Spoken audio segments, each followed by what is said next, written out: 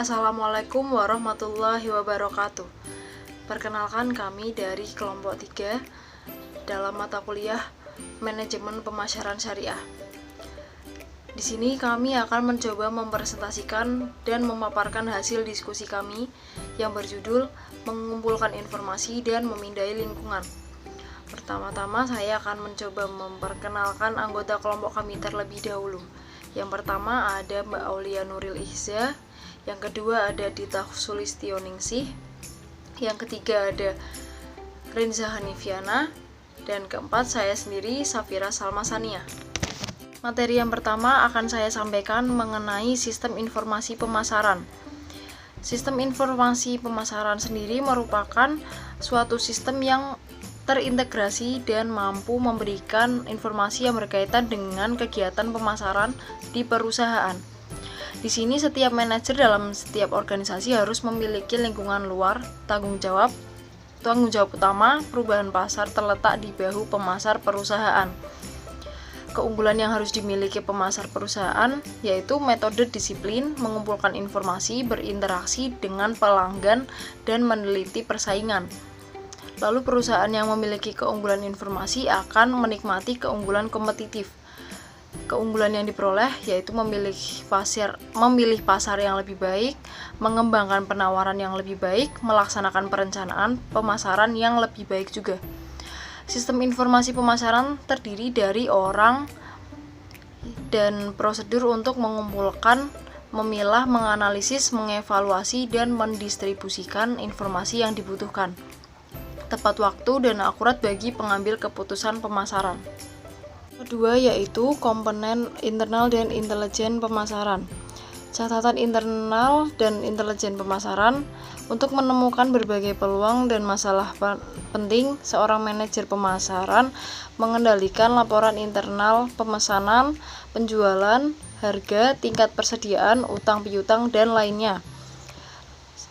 Sistem informasi ini memberikan data hasil seperti siklus pesanan sampai pembayaran inti dari pencatatan internal. Lalu yang kedua, sistem informasi penjualan. Manajer pemasaran memerlukan laporan yang tepat waktu dan akurat tentang penjualan terkini. Perusahaan harus menerjemahkan data penjualan secara hati-hati agar tidak menarik kesimpulan dengan salah. Lalu ada juga database atau gudang data dan penggalian data. Gunanya untuk menyimpan data dan membuat akses yang dibuat itu lebih mudah untuk pengambilan keputusan.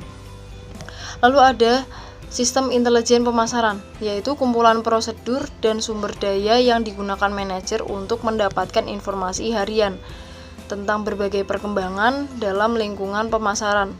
Sistem informasinya yaitu seperti tenaga penjualan, distributor, pengecer, dan perantara lain. Lalu ada jaringan eksternal, ada panel penasihat pelanggan, sumber daya pemerintah, membeli dari pemasok luar, dan sistem umpan balik pelanggan online.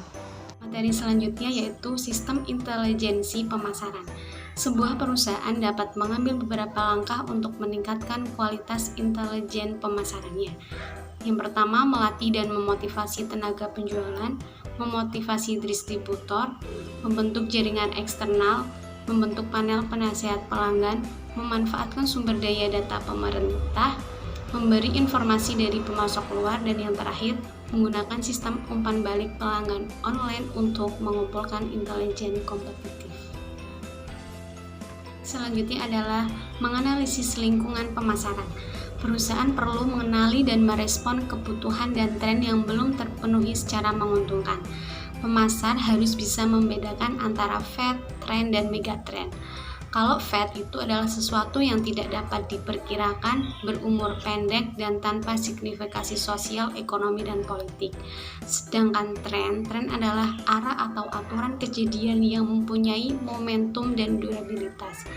Nah, sedangkan megatrend itu adalah perubahan besar dalam sosial, ekonomi, politik, dan teknologi yang lambat terbentuk dan setelah terjadi perubahan itu mempengaruhi kita untuk sementara waktu.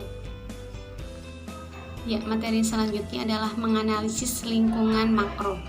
Perusahaan yang berhasil adalah perusahaan yang mampu merespon berbagai kebutuhan dan tren yang belum terpenuhi secara menguntungkan. Mengidentifikasi kekuatan utama perusahaan dan pemasoknya, perantara, pemasaran, pelanggan, pesaing, dan publik. Semuanya beroperasi dalam kekuatan dan tren lingkungan makro. Nah, yang masuk dalam lingkungan makro itu terdiri dari 1. Lingkungan demografis, lingkungan ekonomi, sosial budaya, lingkungan alam, teknologi, dan lingkungan politik hukum. Baik, di sini saya akan melanjutkan pemaparan materi yang tadi sudah sempat disampaikan oleh Mbak Renza, yaitu tadi sudah sedikit disinggung bahwa lingkungan makro itu terdiri dari beberapa macam lingkungan, yaitu di sini saya akan menjelaskan yang pertama ada lingkungan demografis, di mana demografi sendiri yaitu ilmu yang mempelajari dinamika kependudukan manusia. Demografi sendiri meliputi ukuran, struktur, dan distribusi penduduk serta bagaimana jumlah penduduk berubah setiap waktu akibat kelahiran, kematian, migrasi, serta penuaan. Kekuatan utama dari demografi yaitu populasi sebagai pembentuk pasar. Sisi demografi sendiri yaitu yang harus diperhatikan oleh pemasar ada yang pertama tingkat pertumbuhan populasi, yang kedua ada distribusi usia dan bauran etnis, yang ketiga ada tingkat pendidikan, dan yang keempat ada pola rumah tangga, yang terakhir ada perubahan geografis dalam populasi. Lingkungan makro yang kedua yaitu ada lingkungan ekonomi. Lingkungan ekonomi akan mempengaruhi daya beli, dan daya beli yang tersedia dalam ekonomi tergantung pada yang pertama tergantung pada penghasilan, yang kedua tergantung pada harga, yang ketiga tergantung pada tabungan, yang keempat tergantung pada utang, dan yang terakhir tergantung pada ketersediaan kredit. Lingkungan makro yang ketiga yaitu ada lingkungan sosial budaya. Masyarakat membentuk kepercayaan, nilai, dan norma yang menggambarkan sebagian besar selera dan preferensi konsumen.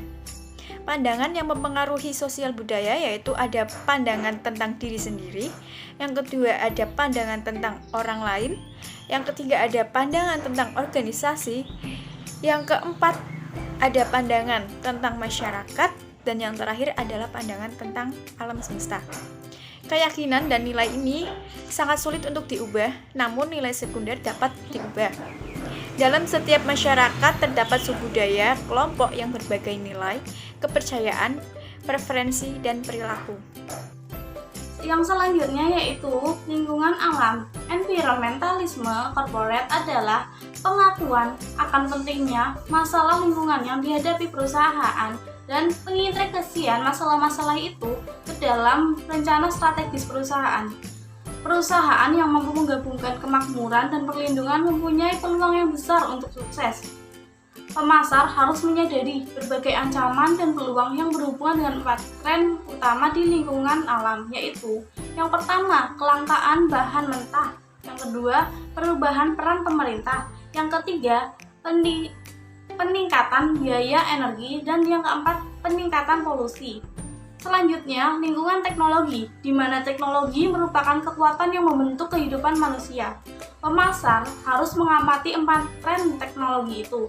Yang pertama, kecepatan perubahan yang semakin tinggi. Yang kedua, peluang inovasi yang tak terbatas.